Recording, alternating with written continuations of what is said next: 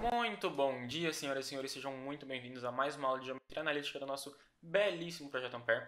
E hoje aqui dando continuidade ao nosso estudo de Geometria Analítica. Na aula passada a gente encerrou falando a respeito do produto vetorial, então hoje eu vou introduzir para vocês o conceito de produto misto. Você deve estar pensando, pô, na aula passada eu falei que as principais formas de você multiplicar vetores seriam o produto escalar e o produto vetorial, e agora eu estou vindo com esse produto misto, então está ficando mais complicado do que deveria. Não é bem assim. O produto misto é, na verdade, uma combinação de um produto vetorial e um produto escalar. E a aplicação desse produto, é algo muito interessante, que é o cálculo de volumes, certo? Ele vai permitir para a gente, de uma forma sistemática, encontrar volumes de prismas. Então, vamos partir aqui para a minha definição, sem muito enrolar.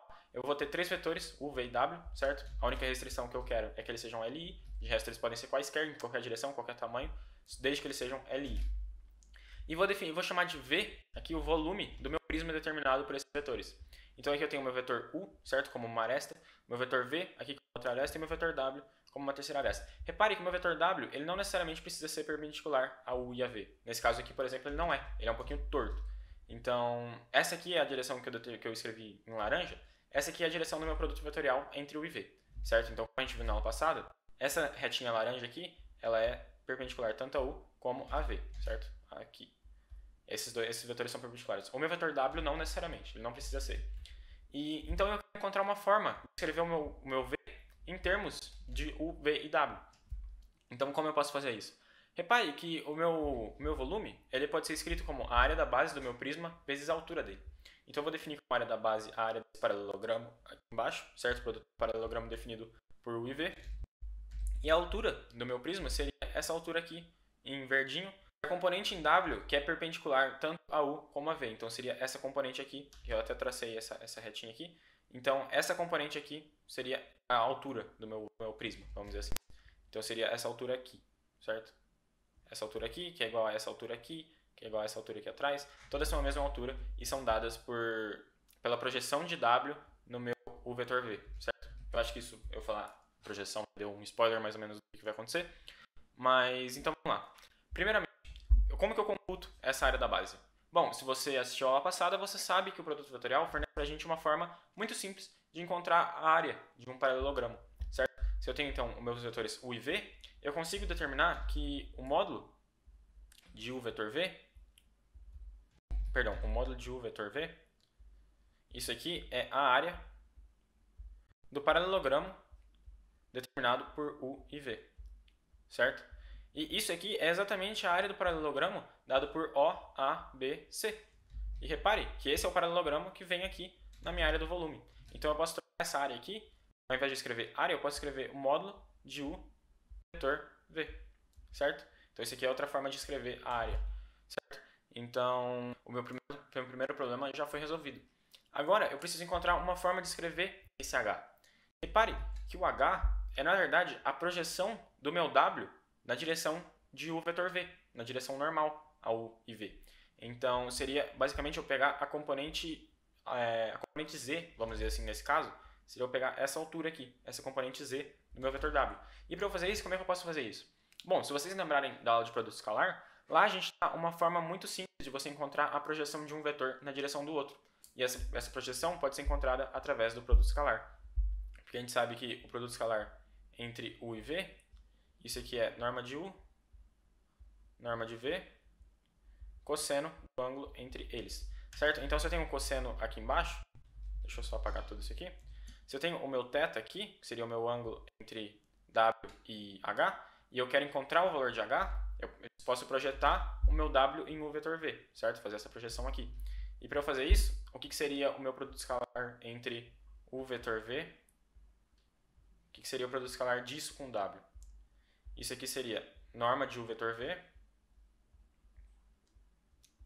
norma de W, vezes o cosseno de θ, certo?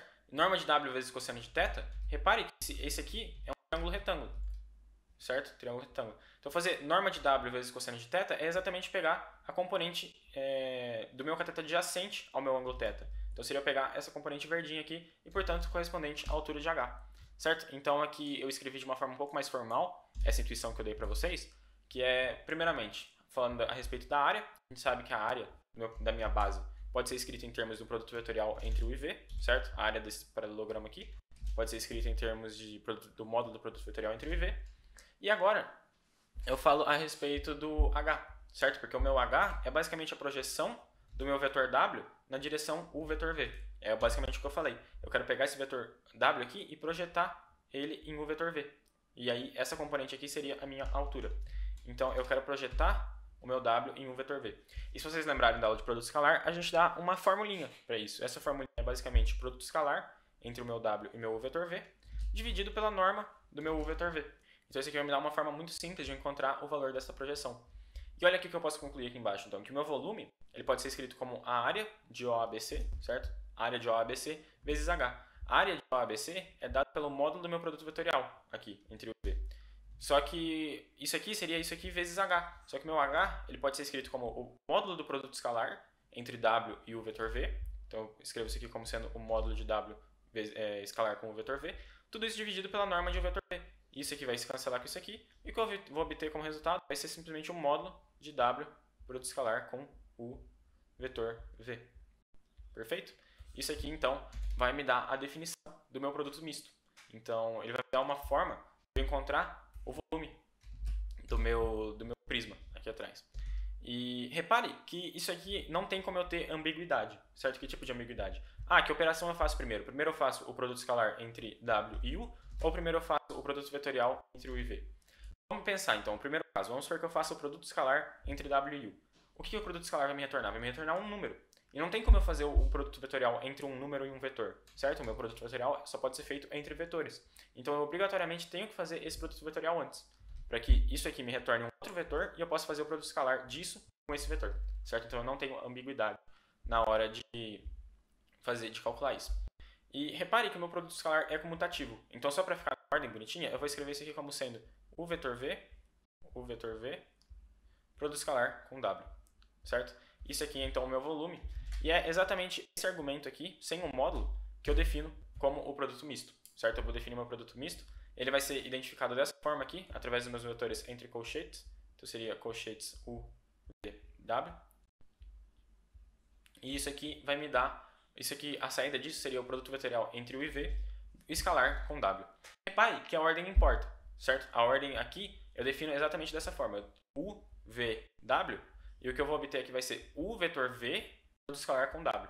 A ordem importa porque, se vocês lembrarem, se eu trocar a ordem no meu produto vetorial, surge um sinal de menos. Se eu fizer U vetor V, isso aqui é menos V vetor U. Então, surge um sinal de menos. E é por isso que a ordem que eu coloco aqui e a ordem que eu defino aqui é importante, certo? Então, sempre preste atenção com essa questão de ordem.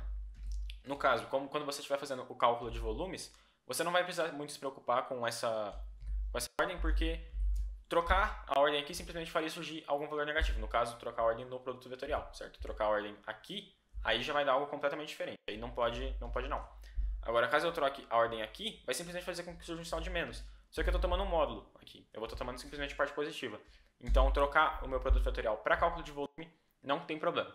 Mas, no geral, evita. Evita trocar a ordem. Sempre fala U, V, W. Então, U, vetor V, escalar W. Certo? Essa é a ordem, essa é a definição. Qualquer troca que pode gerar problemas.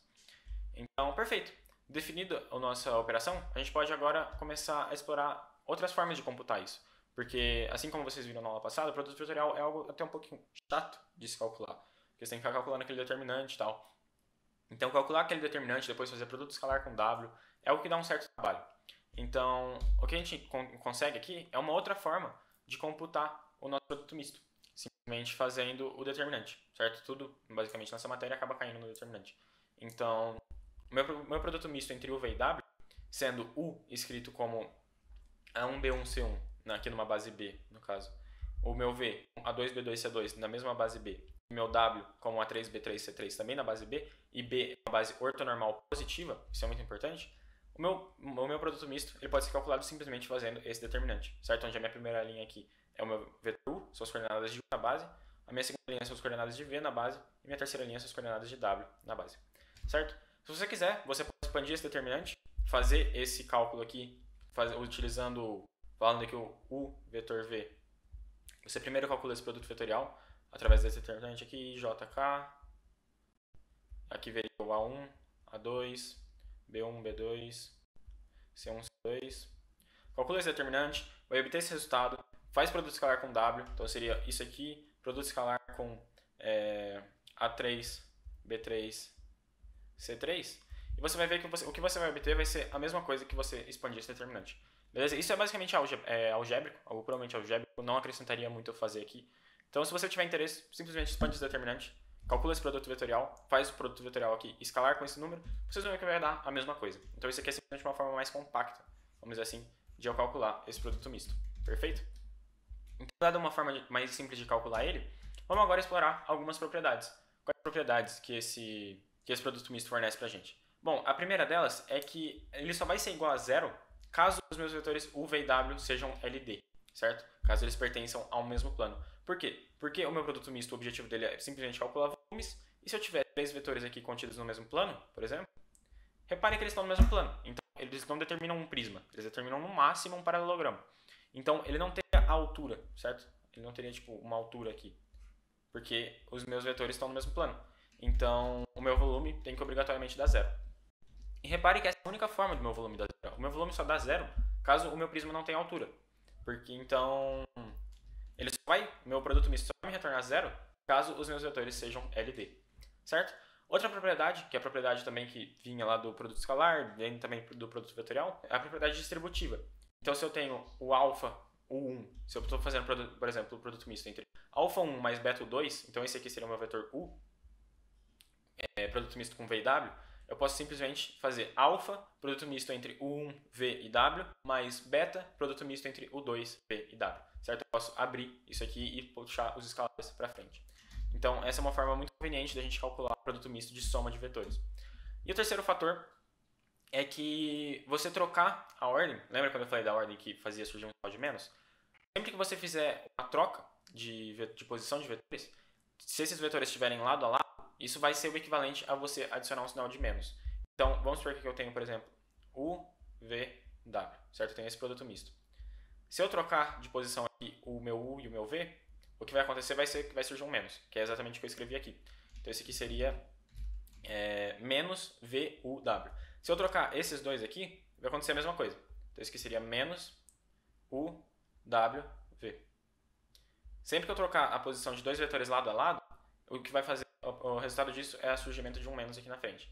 E eu posso fazer isso quantas vezes eu quiser. Então, se eu trocar de novo aqui o meu U e o meu W, vai surgir um outro menos. Então, seria menos W, U, V. Só que repare que esse menos aqui vai simplesmente me dar um mais. Então, isso aqui seria igual a W, U, V.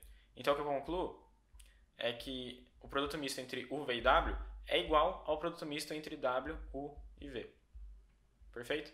Então, essa aqui é a terceira propriedade, que você trocar a posição de dois vetores, contanto que eles estejam lado a lado, então eu só posso trocar esses dois ou esses dois, eu não posso trocar você com você, por exemplo, o resultado disso é o surgimento desse sinal de menos aqui na frente. Beleza? Então, essa é a terceira propriedade, e isso conclui, então, basicamente a definição do nosso produto misto. Como eu mencionei, é uma aula um pouquinho mais simples, é uma aula um pouco mais direcionada, vamos dizer assim. A gente não está introduzindo um conceito muito novo, a gente está simplesmente aplicando coisas que a gente já sabia para definir uma nova forma de cálculo de volumes nesse caso, simplificar muito o cálculo de volumes. Então é basicamente isso, esse era o conteúdo dessa aula. Espero que tenha ficado claro, tenha dado para entender. Em caso de dúvidas, como sempre, estamos sempre à disposição. Também vai ter, eu acho que as aulas de exercício de produto misto, os exercícios de produto misto vão estar juntos com os exercícios de produto vetorial, justamente porque não valia a pena fazer uma aula específica para produto misto, porque seria simplesmente cálculos de volumes. Então, se você tem interesse em ver algum exercício sobre isso, dá uma conferida lá, porque é naquela aula de exercício que a gente vai falar sobre isso. Beleza? Então, eu vou ficando por aqui. Muito obrigado pela atenção, espero ter ajudado, e até uma próxima aula.